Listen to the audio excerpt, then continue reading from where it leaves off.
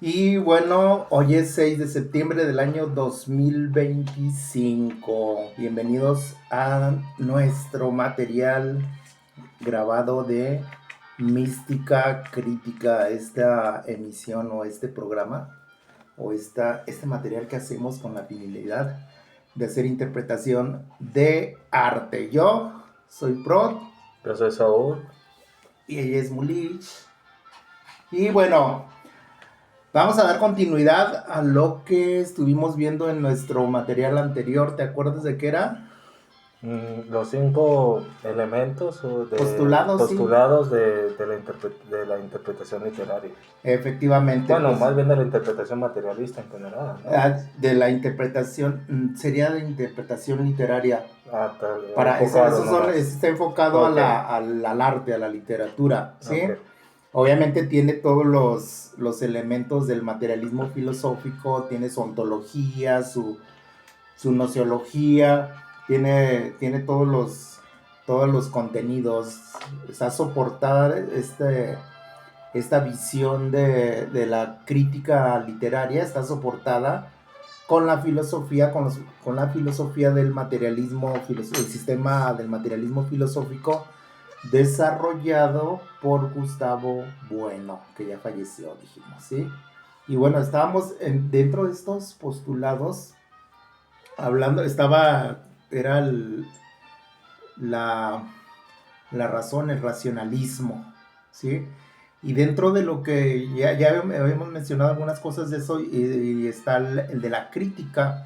En esta sesión pues vamos a ampliar un poco estas Vamos a cosas que ya ampliar, sobre vimos, ¿no? todo dentro de la Para crítica. plantear. Eso ya lo Sí. vayan a ver el otro material, que habla justamente de los postulados fundamentales, pero aquí vamos a adentrarnos un poquito más en eso, de acuerdo a estos autores del materialismo filosófico, precursores, y vamos a hablar de la crítica un poco, vamos a adentrarnos un poco en el postulado de la crítica, de la forma en cómo se hace crítica actualmente de los que se consideran críticos de arte o críticos de la literatura, cuáles son sus bases.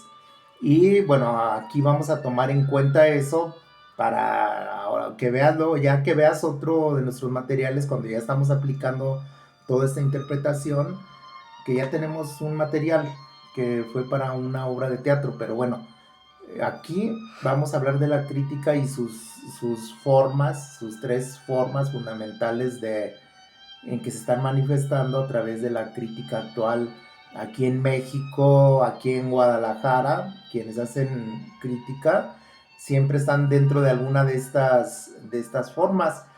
Y la crítica que se fundamenta en el presente tiene tres fundamentos en la forma en cómo se hacen. Estos tres fundamentos los vamos a explicar brevemente para saber desde dónde no se hace crítica, que en realidad es desde donde se hace actualmente. Uno de ellos es lo que se llama doxografía.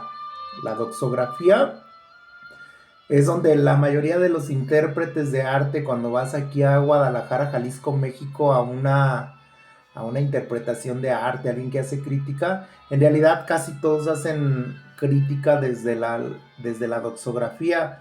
¿Qué es esto de la doxografía? La doxografía viene de doxa. ¿Sí te acuerdas que es doxa, verdad? Opinión. Opinión, sí, de ahí viene. ¿Y qué es esto? Es la expresión de la opinión de, ahora sí, de personas que son muy cultas, aquí en Guadalajara y en varias partes del mundo, que tienen mucha cultura, pero que hacen sus interpretaciones basados sobre todo en su opinión o en lo que ellos piensan de la obra de arte. eh, por decir, ellos dicen, esta obra es bellísima y causa un arrebato de la conciencia. En el cine es más fácil, ahí te ponen brillante, New York Times, excelente, revolucionaria, una película y no paras ahí, no hay una crítica real, o sea, nomás hay Bueno, una, bueno, justamente. hay un sensacionalismo, ¿no? No sé cómo decirlo. Sí, sí, es un sensacionalismo, es un exceso de opinión. ¿Por qué? Porque parten de algo muy subjetivo y particular. Y cuando se habla desde ese lugar, desde ese tópico, es obvio que la crítica que se hace o la interpretación que se hace del arte, como tú mencionas ahorita del cine, también en la música, ¿eh? También en la música, quien habla de la música dice, ay, es una música muy bella, muy emocionante, me causó o le debe causar al espectador este sentimiento. En realidad es algo muy subjetivo, la forma en como actualmente se hacen las interpretaciones de arte, no solo de cine, de teatro, de pintura, ¿sí? Sí tendría que ver y también la llenan de cultismo, ¿no? Así de, ay, bueno, pues tal poeta expresaba esto y nosotros tenemos que sentirlo y tenemos que vivirlo y ya. Y si tú no vives eso que mencionan los críticos tal como lo mencionan, es que tú no sirves para apreciar el arte. Bueno, pero la poesía es todavía más complicada, ¿no? Porque Gustavo G. Maestro decía que la poesía, Jesús que maestro. Jesús G. Maestro, el único talento, no sé, donde se ampara él es en la propia palabra, en su propio discurso. Entonces, Claro. pues cómo interpreta su discurso, pues eso ya va a ser una cosa muy difícil, salvo que te tengas a semánticas o a estructuras, ¿no? Cosa que no se hace, ¿no? No se hace. Efectivamente, sí, cuando justamente recordando un poco lo que es la crítica, es justamente la crítica es la culminación de la teoría, en este caso de la literatura, pero puede ser cualquier teoría del arte, puede ser las teorías musicales, las teorías de la pintura, las teorías del teatro, las teorías de la literatura. Entonces, cuando va a ir junto, la palabra crítica y la palabra teoría van juntitas, no se pueden separar, son inseparables. Es decir, ¿por qué tenemos que hablar de teoría? Bueno, desde la doxa no, ¿verdad? La doxa no usa teoría. Justamente ahí es donde estaríamos, por eso mencionamos la doxografía, porque los doxógrafos, que son unos grandes habladores de arte, nunca se basan en las teorías, nunca se basan en ninguna teoría de cualquier arte, no se basa en la teoría del color o en las teorías musicales de la armonía o en las teorías de las composiciones de los versos, en la poesía, ¿no? Los doxógrafos, que son todos los intérpretes que andan por ahí en internet, excepto nosotros. Todos los intérpretes que andan por ahí en internet, que son muy famosos y que hacen sus interpretaciones, nunca se basan en las teorías y ahora sí, para hacer sus críticas entre ¿qué son estas comillas, verdad? Uh-huh. Entre comillas, son interpretaciones doxográficas y la crítica no admite ese tipo, una crítica seria, una crítica real, no admitiría ese tipo de interpretaciones de arte. ¿Por qué? Porque justamente no es algo objetivo, porque está partiendo de algo muy personal, de algo que se le llama fenomenológico, desde la propia interpretación psicológica del hecho. De la conciencia, parten de un hecho de conciencia y le dan un montón de adorno. Y bueno, y para los que ignoran lo que es el arte, pues se quedan con ese tipo de interpretaciones pensando que nada más son las únicas que existen. Pues en el tipo de interpretación que nosotros vamos a realizar o que estamos realizando para las diversas obras que iremos desarrollando en cuanto a su interpretación, justamente nosotros no vamos a usar la doxografía. Podemos señalar cuando pueda haber algo de doxografía ahí. ¿Sí? ¿Y qué otra cosa no vamos a usar? No vamos a usar la ideología. ¿Por qué? Porque igual, la ideología, muchos... Defínela primero. Ok. Normalmente ahorita que ideología de género, ideología religiosa, ideología justamente, política, sí. ¿Qué es una ideología primero? La ideología tiene tres fuentes de generación donde se genera en la religión, en la política y en la cultura, ¿sí? Entonces, de tal manera que cuando hay pensamiento, tomando primero la religión, entendiendo la religión como esta conexión que tiene el ser humano con la divinidad, y en ese sentido hay mucho arte que está basado en postulados religiosos, en postulados teológicos, ¿sí?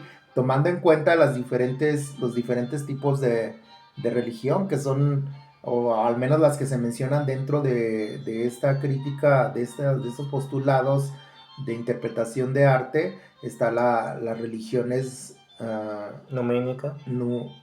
Numínicas, sí, luminosas. Luminosas. ¿Qué es lumínica? Es lo mismo, luminosas. Bueno. Así como primitivas, ¿no? Que bueno, es esta idea de que los dioses son los animales, son cosas que tienen energía. Ándele, sí, esa sería una religión luminosa, no tiene estructurada una teología, no tiene un discurso, sin embargo, las personas creen mucho en esto, y tenemos, podríamos... Los nahuales, ¿no? Podríamos poner en esas religiones luminosas todas las manifestaciones de pseudociencias o magias que existen en la actualidad, ¿sí? Porque no tienen una teología, ninguna de las pseudociencias tiene una teología desarrollada. Bueno, se van por lo sobrenatural. Sí, es, bueno, toda religión hace... No, pero un sobrenaturalismo de tú a tú, o sea, no hay una jerarquización, sino, o sea, pues hay que, pues yo estoy emparentado con esto, o el árbol tiene vida y me transmite cosas, o sea, eso es la luminosidad. ¿Se podría decir que se le da un alma a las cosas y a los animales? El numen está enfocado a eso.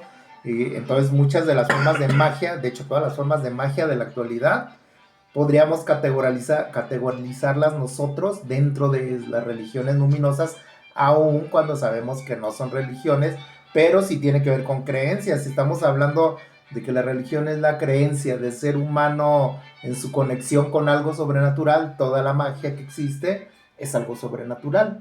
Entonces, existen las otras religiones, que son las religiones mitológicas, que es cuando ya se forma un corpus de dioses, ya tiene una estructura más. Se humaniza. Se humaniza. Los dioses se humanizan. Ahora son Zeus, son Afrodita y todas son formas humanas. ¿no? Toman formas humanas y hay muchas. Entonces, muchas de las obras de arte están basadas en estos relatos mitológicos, de la mitología también. Y están las religiones, cuando ya la filosofía o la religión, la creencia en el ser superior se une con la filosofía, surge la teología, la teología o filosofía de la religión, diría Gustavo Bueno. Entonces, ¿qué pasa? Surgen las religiones teológicas, ¿sí? ¿Y cuáles son las religiones teológicas? Pues el cristianismo, el islam, casi todas las del judaísmo. ¿Podemos tachar el islam como teológica? De acuerdo a los postulados que da... Sí, ¿por qué sí podemos? Bueno, y el hinduismo y todos esos. Sí, sabes que ha habido filósofos del Islam que han escrito acerca... bueno. Pero es otro tipo de filosofía. Sí, pero aquí cuando entendemos la teología como filosofía de la religión, estaríamos hablando de que la teología realmente es filosofía que trata de explicar a la religión, a las diferentes creencias que tienen, por ejemplo, la teología católica. Sí, las diferentes corrientes de teología católica usan un pensamiento filosófico para estructurar eso. Entonces, como en el Islam también hubo o hay todavía filósofos que tratan de explicar su libro o su religión desde ahí, eso es una teología o filosofía de la religión. Igual el judaísmo tiene sus filósofos que han tratado de explicar la Torá o el libro también. Entonces, estas religiones, también hay mucho arte, muchísimo arte, que parte justamente de estas que tienen un contenido fuertemente religioso teológico y muchísimas obras de arte. El normativo, si lo quieres.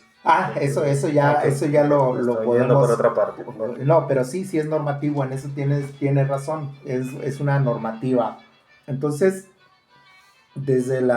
hablamos que las principales fuentes de ideología, una es la religión. Entendiendo la religión desde estos tres tipos de religiones que hemos hablado, que es las religiones luminosas, las religiones mitológicas y las religiones teológicas, ¿sí?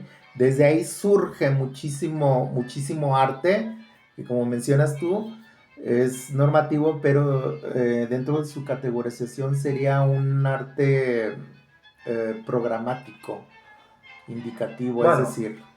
Bueno, sí, ahorita aporto mi granito para... Ok, es decir, mucho del arte, por ejemplo, hay una materia que se estudia, una materia de estudio que es la iconografía. Cuando estudias iconografía, que es un auxiliar de la historia, es una materia auxiliar de la historia, estudias los elementos que componen a ciertos cuadros, por ejemplo, los cuadros religiosos, como qué elementos componen, tiene que tener esa pintura para que tú la puedas identificar. Por ejemplo, suponiendo que hablamos de un cuadro de alguien que decide pintar un cuadro de San Andrés, el apóstol, ¿sí? Cada pintor en su época lo ha pintado con facciones distintas y como se les da su gana, pero aparecen esos elementos, esos atributos iconográficos que te van a hacer identificarlo. La cruz en forma de X. La cruz en forma de X, ya te dice, bueno, lo podrás ver gordo, flaco, rubio, prieto, pero si tiene una cruz en forma de X, es un elemento iconográfico que te va a ayudar a identificar a San Andrés. Esto haciendo...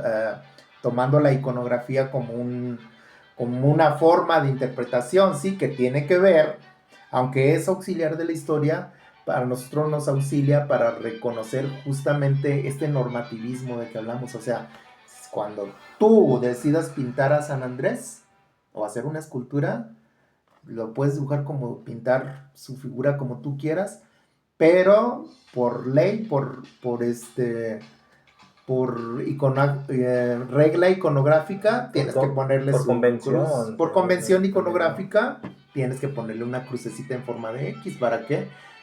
Ahora sí, para que los que hacen la interpretación teológica desde el arte, que digo, la teología no tendría que ver con una interpretación crítica del arte, es una interpretación teológica o religiosa. Bueno, aquí tú me dirás si estoy en lo correcto o no.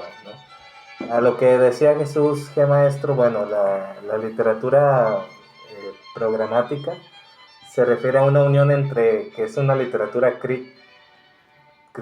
Acrítica, entonces, y racional.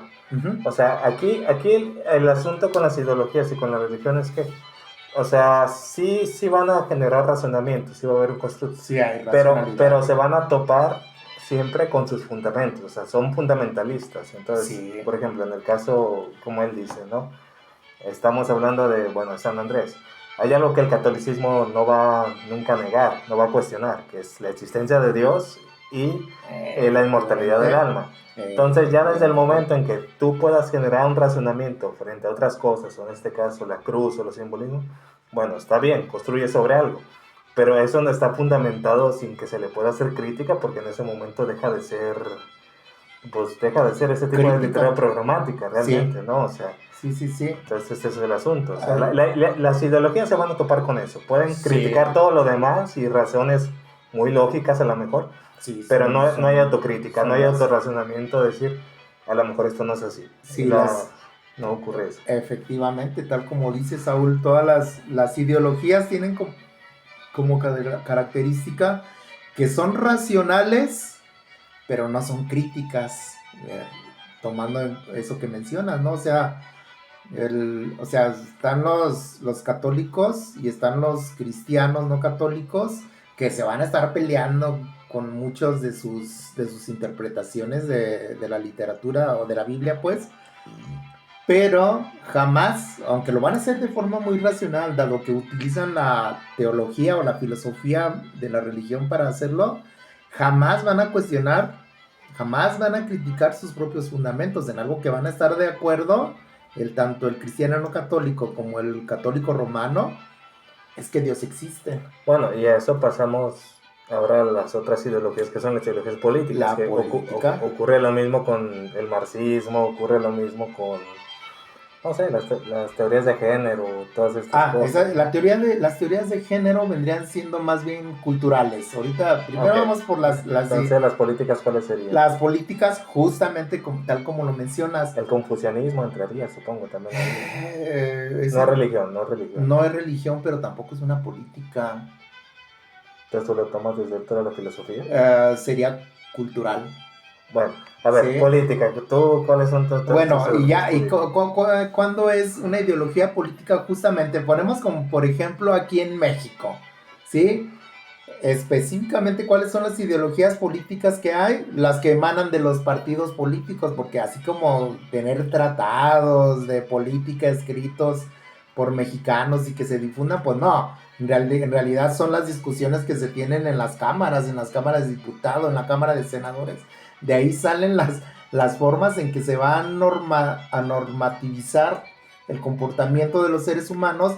Y entonces, como por ejemplo, ya viene ahora el grito de independencia, estamos en septiembre, y aquí veía yo en redes estos días que aquí en Guadalajara se va a presentar, voy a mencionarlo, Aguilar, los Aguilar, sí, y de repente algunos inconformes empezaron a juntar firmas para que no se presentaran. ¿Qué es esto? No vamos a meternos a discutir la obra de Pepe Aguilar o de los Aguilar, que son cantantes mexicanos, ¿no? Algunos cantan algunas cosas del folclore mexicano. Los américo-mexicanos, ¿no? Sí. Porque viven allá, ¿no? Pero ¿qué sucede? Dado que se va a presentar en un acto de lo oficial de las celebraciones oficiales de México, obviamente son contratados por el político en turno, el que está actualmente aquí gobernando Jalisco, ¿sí? Y ya cuando, desde el momento en el que la política interviene para hacer su promoción a través de un artista, entonces desde ahí ya se está ideologizando no lo que tenga el contenido de sus canciones, sino el propio movimiento del evento artístico se está politizando. Entonces aquí las ideologías que tenemos, vamos a decir, de los priistas, de los morenistas, de los petistas, de todos los de cualquier partido político que tengan en sus países, efectivamente, todo eso, entonces, que digan, nos va a salvar de la situación, pero no, sí, hay un discurso y hay muchos intérpretes. Actualmente tenemos a nivel nacional este señor Paco Ignacio Taibo, que es un escritor, ¿sí?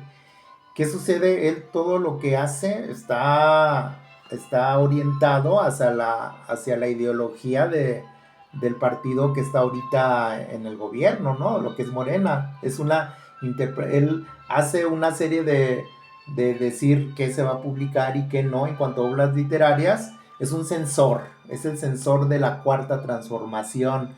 Él viene entonces como legitimando las obras literarias que vamos a tener que leer todos los mexicanos, ¿sí? Si es una obra que en su pensamiento no va de acorde a las políticas que están vigentes, no la va a permitir, no la va a promover. Ellos van a promover todas las obras que tengan ese parecido con su ideología política. A eso nos referimos cuando se hace arte con una ideología política, va en ese sentido, lo que se llama la censura. Déjalo ahí, sí, se desconectó. ¿Sí? Estamos escuchando a Bach, como de costumbre. Ok, entonces, bueno, nomás es sobre la práctica, ya tal cual la política.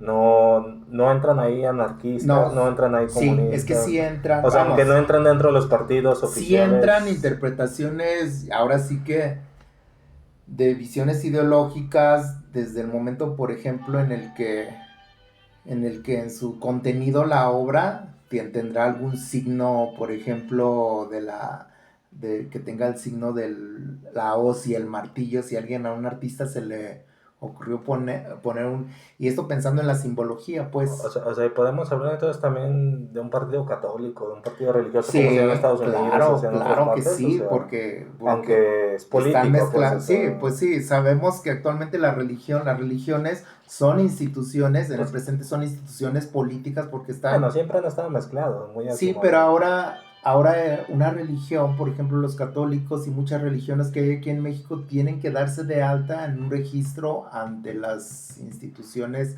políticas correspondientes para decir que existen. Okay. O sea, no existe legítimamente una religión en México que no esté registrada ante, no sé qué organismo es, pero tienen que estar ahora sí, políticamente legitimada las religiones. Entonces sí entendemos que dentro de una religión tal como la vemos ahora, funcionan muchas políticas religiosas. Y ahí quería agregar, digo, porque yo creo que ya tenemos que pasarnos al siguiente, pero tú te acordarás, no me acuerdo quién, de esta persona que hizo este documental de los niños violados y que hubo una situación política. Algo, no me acuerdo, pero que era una situación en Estados Unidos o de aquí de un orfanato que violaban niños y todo eso, y de repente se metió a la política del sujeto. Y te das cuenta que es como una política conservadora de acuerdo a eso que estaba presentando, ¿no? O sea, hay una problemática social verdadera, pero lo están instrumentalizando hacia otro camino, creo claro, yo, ¿no? Claro. O sea, sí. creo que también va por ahí las ideologías políticas, ¿no? Iría en ese sentido, sí. Y están por último las políticas, las religiosas y las culturales. Para esto de las culturales tendríamos que entrar un poquito en lo que es de acuerdo a Gustavo Bueno, el mito de la cultura. Sí, que es un mito enorme que se ha generado a través de diversas filosofías en la historia con este término. Pues del siglo XVIII, más bien en Alemania, ¿no? Sí, con el idealismo alemán se genera esta idea de la cultura y que está muy fuerte, está muy presente. Simplemente aquí en México en Guadalajara tenemos la Secretaría de Cultura. ¿Cómo es que tenemos una Secretaría de Cultura si eso es un mito? Bueno, a ver, por partes. ¿Cómo se define la cultura? Yo sé que es un concepto muy abstracto de repente porque tienes que definir antropología y todo lo demás, pero ¿cómo la tomaríamos nosotros aquí? Ya, para ser breves y concisos, la cultura es una degradación de la antropología. ¡Sas! Por eso te digo que es muy abstracto eso. Es muy abstracto. Tiene sentido, nosotros lo entendemos. Sí entendemos, entonces entenderíamos la cultura como ese grupo de saberes generales que pueden ser legitimados justamente con este término, el término cultura, por eso es un mito, porque se utiliza para legitimar cualquier cosa, es decir, alguien, sí. ¿Puedo dar una interpretación histórica? Sí, adelante. Bueno, es que la cultura surge en Alemania, o sea, el término, siglo XVIII, principios del siglo XIX, y hay un fenómeno, o sea, ya está la física de Newton, y muchos teólogos del luteranismo se pasan a la cultura. De alguna forma, lo que ya hacían ellos con la filosofía teológica, lo hacen con la teología, con la cultura. ¿Y qué era la cultura en ese entonces? Estaba la Revolución Francesa ya. La Revolución Francesa establece lo que es la civilización, lo civilizado. Y luego está Rousseau con esta idea del contrato social, de que tú perteneces a una nación, a un grupo por convencimiento, por esas cosas, ¿no? Los nacionalismos. Y Alemania era un montón de pueblitos, bueno, no sé si eran reinos o de qué era, pero no era un estado, no era con lo que uno se imagina ahorita, no estaba tan integrado. Y los alemanes buscaron como una especie de particularismo de cada uno de esos poblados. Entonces, mucha de esa definición de cultura, de este idealismo, se fueron a eso que da sustento a esos pueblos, a esa cultura, que puede partir de un idioma en común, un territorio en común, una psicología en común, una situación económica en común, y se genera todo un mito. ¿Cuál es el problema con esto? Pues que pues ahorita ya pues todo es cultura de repente, o sea, está la cultura mexicana, la cultura de los pueblos indígenas, la cultura de esto, la cultura del cine. A ver, ¿de qué me estás queriendo decir con todo eso, no? O sea, ahí entra la idealización de ese contrato social de decir, yo tengo estas raíces de alguna forma, ¿no? Sí, que terminaría dando validez a cualquier cosa literalmente, es decir, serían tan importantes las cosas que surgen aquí en la colonia, que sería como culturalmente es válido, tiene que tener una proyección internacional y mundial, y pues las cosas no son así, eso no es ni racional ni crítico, sí, eso es mitológico. Es político. Algo que defiende es que política y cultura están de la mano, o sea, desde que creas los estados-naciones, desde que creas todas estas instituciones que se encargan, es política. Exactamente, no que realmente pensando en el término de la antropología, que es el estudio de todo lo que tenga que ver con lo humano, la antropología, y si vemos, La cultura en realidad son puras cosas que provienen de las costumbres y de todos los quehaceres humanos, ¿sí? Entonces, por eso, tomando en cuenta más la antropología, entenderíamos que la cultura actualmente solo es una degradación interpretativa de la antropología, de esta ciencia que estudia. Bueno, pero funcional políticamente. Justamente. Funciona, o sea, hay una proyección. Funciona porque mencionábamos la Secretaría de la Cultura. Si la Secretaría de Cultura de aquí del estado de Jalisco decide hacer un evento masivo de concentraciones de todas las personas LGBTQ, X, Y, Z y más, ¿por qué? Porque para ellos eso es cultura, pues no podemos hacer nada. Está ahí fuertemente esta politización de la que mencionas, ¿sí? Entonces, son mitos, ahora sí que las ideologías culturales son mitos masivos, ¿no? Está el feminismo, el LGBTismo, el racismo, el creacionismo, y, o sea, realmente son discursos acríticos y mitológicos que tienen mucha fuerza. ¿Por qué? Porque son politizados, y esto da paso a que se generan muchas obras de arte conteniendo ese tipo de ideas de tal manera que actualmente muchos piensan que existe un arte feminista, un arte... ¿Cómo le llaman? El arte comprometido, ¿no? Sí, es el arte comprometido, que se comprometen a una causa, y desde ahí muchos artistas o creadores de arte toman como temática ese tipo de ideologías. Tú hablabas de la iconografía de San Andrés. Pues aquí este tipo de literatura, este tipo de crítica buscaría repetir iconografías ya definidas de lo que es el feminismo, de lo que es esto, de lo que es... pues cualquier cosa que se invente, ¿no? Repetición, realmente no hay otra cosa. Efectivamente. No hay crítica, no existen criterios. Son esos tres órdenes de implantación de ideologías: la religión, la política y la cultura. Y nosotros no vamos a hacer eso, ¿verdad? Nosotros, no lo vamos a hacer, pero cuando, por ejemplo, en alguna de las interpretaciones que hagamos, vemos que existen, ahora sí que en la crítica y la teoría, como decíamos, la crítica es la culminación de las teorías del arte. Nosotros empezaremos con las teorías del arte, con lo que compone a las obras de arte, o al fenómeno del arte, a los elementos del arte, para justamente cuando llegamos a la crítica, que ya entendiéndola como crítica, sería la interpretación crítica de las ideas contenidas en las obras de arte. Vamos a evidenciar qué tipo de ideologías están contenidas en todas las obras de arte con estos elementos de los que estamos hablando. O sea, nosotros cuando hagamos arte no vamos a procurar evitar eso, pero como actualmente todas las obras de arte, entiéndase de teatro, de cine, tienen algún contenido de este tipo cultural, religioso o político, vamos a evidenciar dentro de nuestra interpretación, a partir de las teorías, las ideas contenidas en las obras de arte. Esa sería ahora sí que la crítica, pero siempre tendremos que empezar por las teorías, que es lo más objetivo que tendríamos para hacer la interpretación. Ahora sí, ábrele al gato, porque creo que se quiere salir. Ahora sí, partiendo, ¿qué es la teoría del arte? ¿Qué es la teoría de la literatura para crítica? Porque en la teoría es tema también, ¿no? Que está contenido, contenido. Ya la teoría es no solo de la literatura, sino de las artes. Le voy a dejar así un poquito abierto, es que ya siento como un poco de calor, pero bueno. Bueno, nomás que tapes tú el foco, porque... Ok.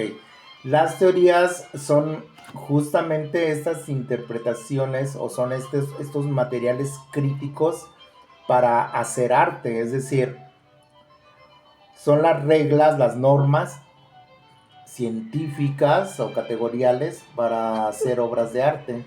No las consideras ciencia, ¿verdad? No, es que, para mí el arte no es ciencia. Está bien. Pero sí son categorías de estudio, de conocimiento, sí lo son. Partimos de la ciencia. Son reflexiones muy profundas. Sí partimos de la ciencia, porque fíjate, siempre vamos a partir de la ciencia, eso como uno de los postulados fundamentales. Por ejemplo, tomando como ejemplo, ¿cómo es que vamos a partir de las ciencias para interpretar el arte? Por ejemplo, cuando estudian la teoría del color, vamos a poner algo específico de Johannes Itten, que tiene el libro de la teoría del color, ¿sí? Tenemos que partir de las ciencias, de las materias que están implicadas dentro de lo que es el color, de la interpretación científica del color, ¿sí? Y hay tres materias científicas que causan, son las causas materiales del color. Las causas materiales del color, hasta donde nosotros entendemos, son tres.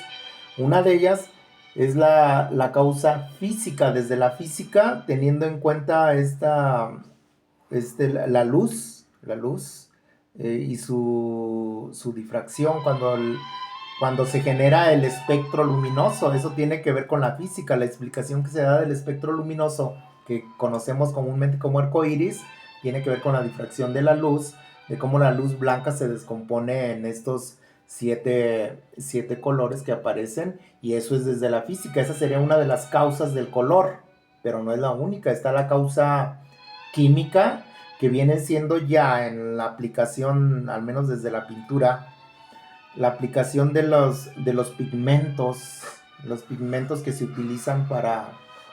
Bueno, nos estamos saliendo, está bien pues, pero sobre lo que vamos a hacer, crítica de las obras de arte. Por eso decía, partimos de las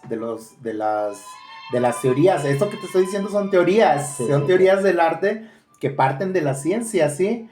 Entonces partimos de las teorías, y ya una vez explicando lo que teóricamente está contenido en esa obra de arte, qué técnicas se utilizaron, qué metodologías se utilizaron para hacer la obra, sea escrita, la estructura del poema. Una vez que partimos de los criterios categoriales de la ciencia, ahora sí que de las teorías, una vez que partimos de ahí, solo va a ir surgiendo, ahora sí, la crítica, la interpretación contenida en los materiales artísticos, la interpretación de las ideas. ¿Por qué? Porque el autor siempre va a plasmar ideas,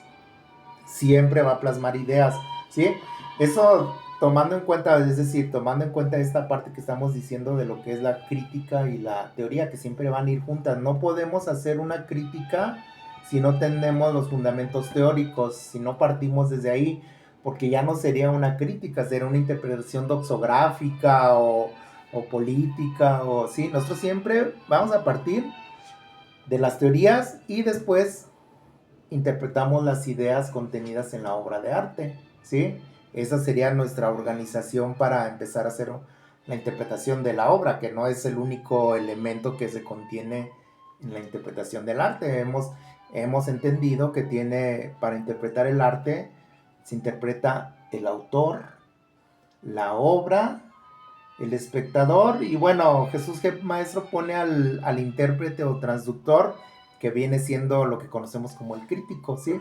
Todos esos elementos son los que se van a interpretar a la hora de hacer una crítica o una transducción de arte, una interpretación de arte, ¿sí? Hablamos ahorita de las ideologías para saber qué cosas son las que vamos a poder encontrar dentro de una obra de arte, que ya las iremos plasmando o las iremos poniendo en práctica con las interpretaciones que hagamos de las obras de arte. ¿Sí? Okay. ¿Y qué otro concepto querés decir? Otros conceptos que ya estos más brevemente, esto ya tendría que ver con lo que Jesús G. Maestro llama las genealogías de la literatura, que son unos... Vamos, aquí en la interpretación que se hace de arte no existen los géneros, aunque es muy similar la palabra, que sí tendría que ver con el origen de las obras de arte. Las genealogías, justamente para poder interpretar los contenidos que están dentro de las obras de arte, una primer propuesta sería esta de las genealogías. Habría 4 tipos de genealogías de arte, de literatura, ¿sí? Que se mezclan con los saberes críticos y acríticos, y racionales y prerracionales, ¿sí? Se generan, en la intersección con estos términos, se generan 4 tipos de interpretaciones de literatura, ¿sí?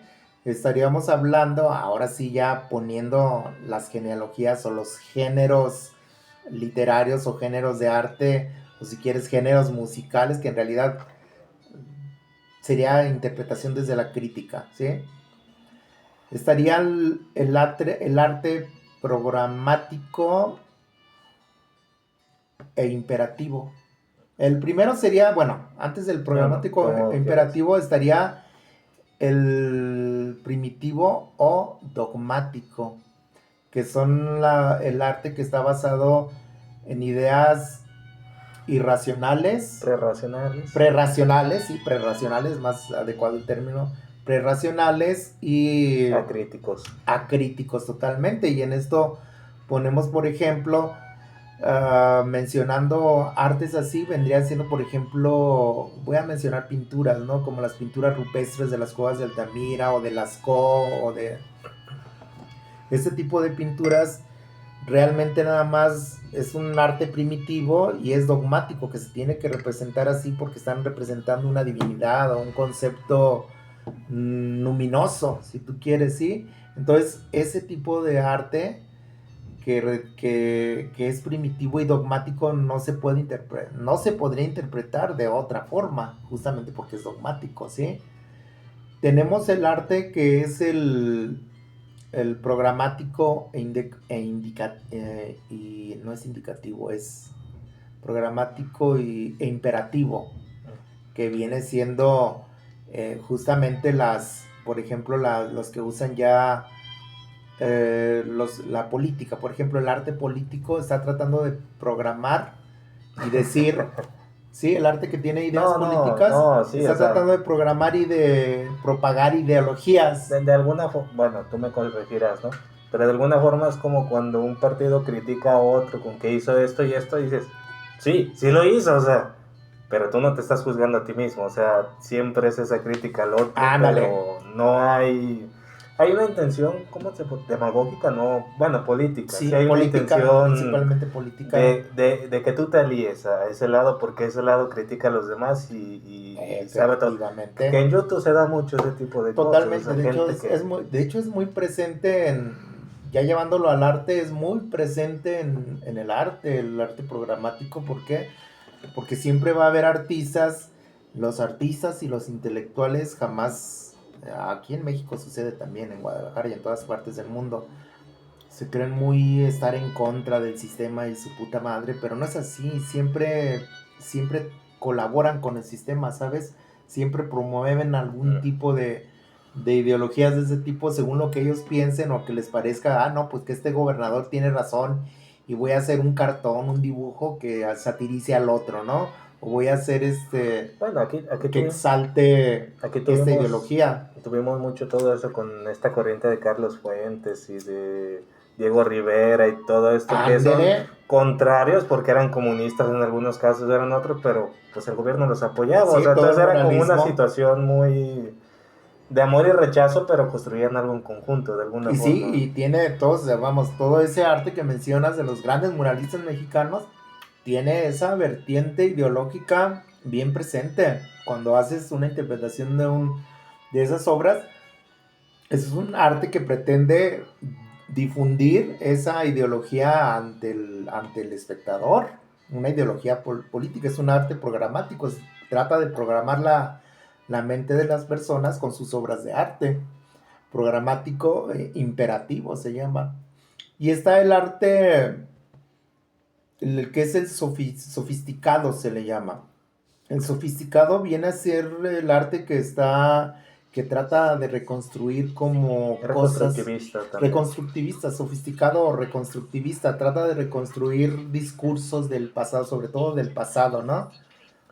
O crear fantasías también. Fantasías, totalmente, trata de reconstruir. O sea, es crítico, tiene criterios que usa, pero es irracional, o sea... Prerracional, sí. Prerracional, digo, a mí yo recuerdo mucho, se da mucho en el anime, no sé, digo, porque sí, las fantasías del siglo XIX inglés, o sea, el ferrocarril y combinar todas estas cosas que, bueno, así no era la vida en esos tiempos. O cuando quieren, yo recuerdo aquí que salió esta serie de las leyendas, de la leyenda de la Nahuala y todo, y después salió una criatura de las leyendas.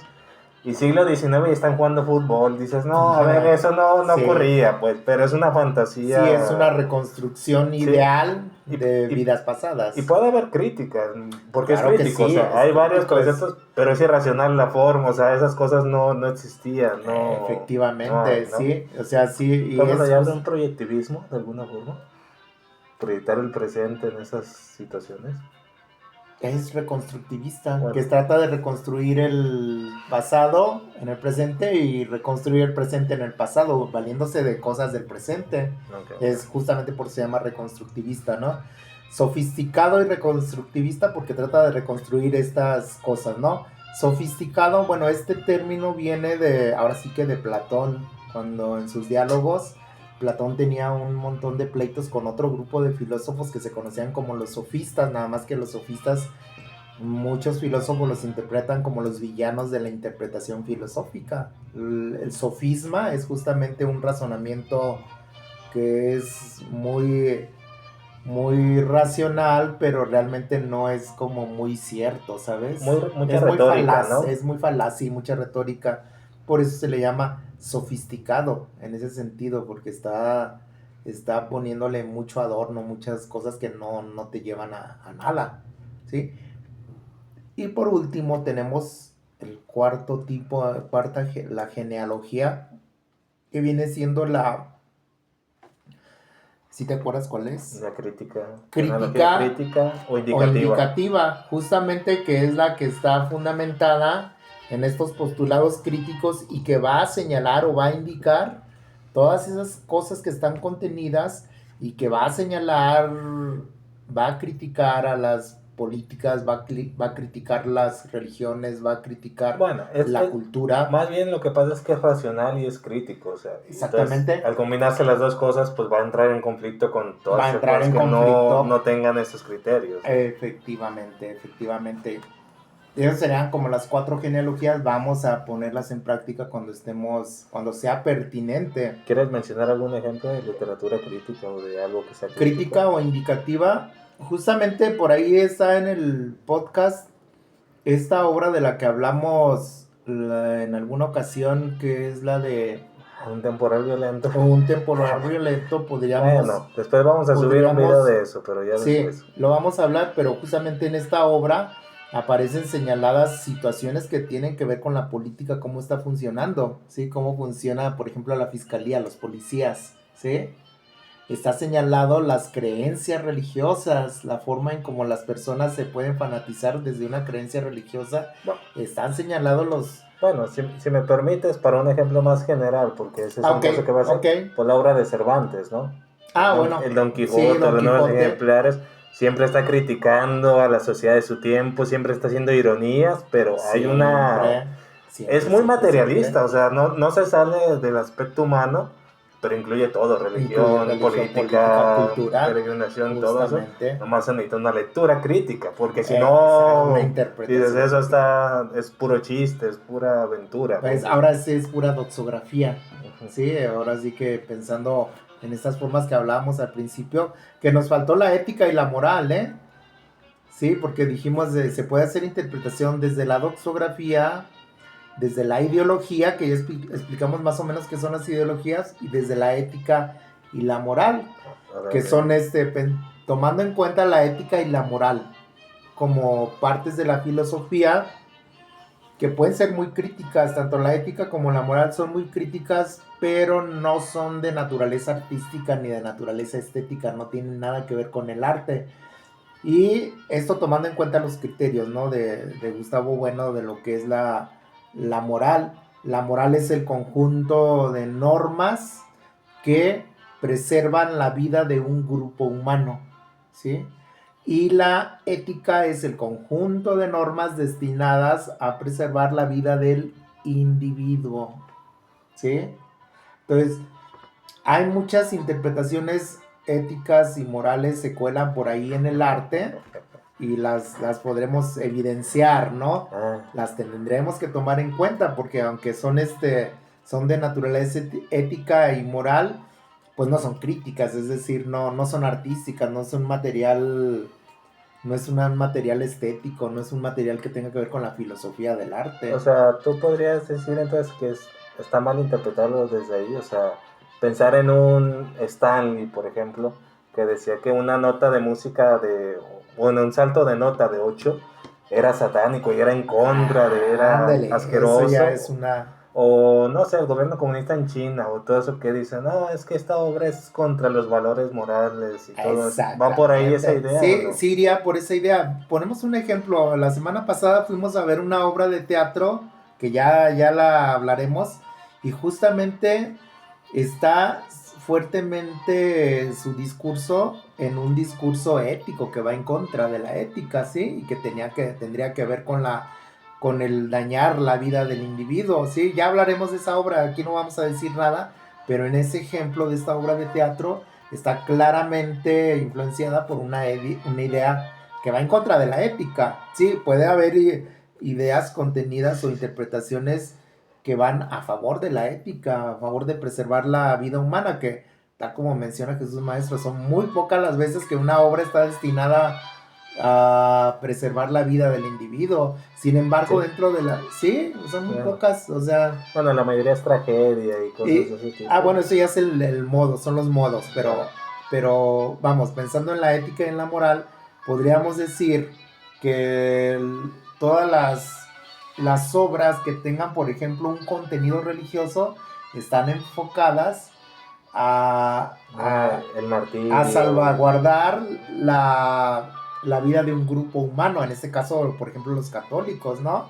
Es decir, si tú ves una pintura del Cristo crucificado, en realidad es un símbolo católico ya desde la simbología o desde la ¿cómo es la iconografía? No solo de la iconografía, la que estudia los signos, la semántica. Semiótica. Desde la semiótica o semiología se preserva este signo que es fuerte y al presentar al Cristo crucificado, realmente cuando todo un grupo da legitimidad a eso, los que creen en el Cristo, en realidad está preservándose una costumbre que es ir a misa, es un comportamiento, es una regla de ir a misa la misa es ahora sí que la hipóstasis del sacrificio de Jesucristo. Entonces yo ahí no te entendí, o sea, todas las obras son morales, pero es muy rara la que sea ética. Es decir, pueden contener... Sí, algún individuo. Pero vamos a interpretar los contenidos morales, sí, como por ejemplo, te ponía, las obras religiosas, o muchas de las obras religiosas, porque dan vida o pretenden conservar las costumbres de un grupo humano, específicamente los católicos, en este caso, ¿sí? Entonces, no solo hay moral religiosa, hay moral civil, por ejemplo, ¿no? Que van a ser las costumbres que tienen, en este caso, por ejemplo, aquí en la colonia, qué costumbres tienen los habitantes de aquí de la colonia, que no es algo que sea explícito, es implícito, solamente asumen esas costumbres, ¿sí? Pero en la ética, o sea, ahí es donde vamos a ver los contenidos, cuando es más común encontrar obras que dan fuerza o fortalecen la vida de un grupo humano. Yo diría que casi todas las obras religiosas de la religión que sean, es decir, la mezquita que está en Jerusalén de la cúpula de la roca, la cúpula del domo de la roca, eso es un símbolo muy fuerte, es una gran obra arquitectónica y que es icónica y simbólica, pero tiene como finalidad preservar las costumbres de ir a visitar la mezquita y hacer la oración, todo lo que hacen los musulmanes. O sea, son costumbres que al ser para mantener la vida de ese grupo humano que creen en Alá, pues va a ser en consecuencia un contenido moral el que tiene esa obra. O sea, no lo va a contener, podemos interpretar nosotros un contenido moral ahí, entre muchos otros un contenido ideológico también. Desde todas estas herramientas que estamos exponiendo, es donde vamos a interpretar, ¿sí? No, o sea, no porque digamos, bueno, esa obra solo tiene un contenido moral, no quiere decir que no podemos interpretar que tiene un contenido dogmático o programático o tiene un medio y un modo estético de realizarse. O sea, son todas las herramientas de interpretación que van a ser varias dentro de cualquier obra. En algunas no habrá ciertos elementos porque no las contienen, ¿sí? Y esas serían, bueno, eso sería como en este material, serían como algunas de las cosas que vamos a estar tomando en cuenta en nuestras interpretaciones críticas de obras de arte, que ya iremos exponiendo, ¿sí? ¿Quieres agregar algo más, algún otro concepto? Pues no, yo creo que no, yo creo que ya dentro de la interpretación, si surge algún otro concepto, ya sería más fácil, ya cuando estemos haciendo la interpretación, explicarlo en ese momento. No, o sea, este es general, sí, este es general, ya saben cuáles son algunas de las, porque faltan muchas, son muchas más, pero podemos decir que esas son las fundamentales y vamos a partir de estas para empezar a hacer nuestras críticas desde mística crítica, ¿sí? ¿Tú quieres agregar algo? No, ya estoy bien. Entonces, ya saben, espectadores, ya saben desde dónde vamos a hacer estas interpretaciones. Esperamos, bueno, no esperamos su respuesta, esperamos que vean el material y lo critiquen también, que ahí escriban un comentario o hagan lo que se les dé su gana. Nosotros lo hacemos porque queremos hacerlo, ¿sí?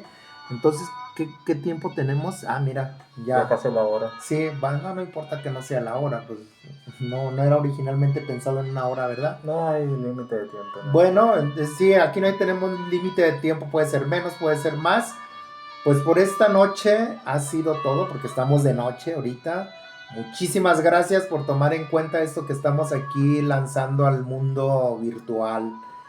Nos vamos a despedir. Yo soy Prot. Yo soy Saúl. Ten una excelente noche. Nos vemos en nuestra siguiente emisión de Mística Crítica desde Círculo de Oriente Infinito. Adiós.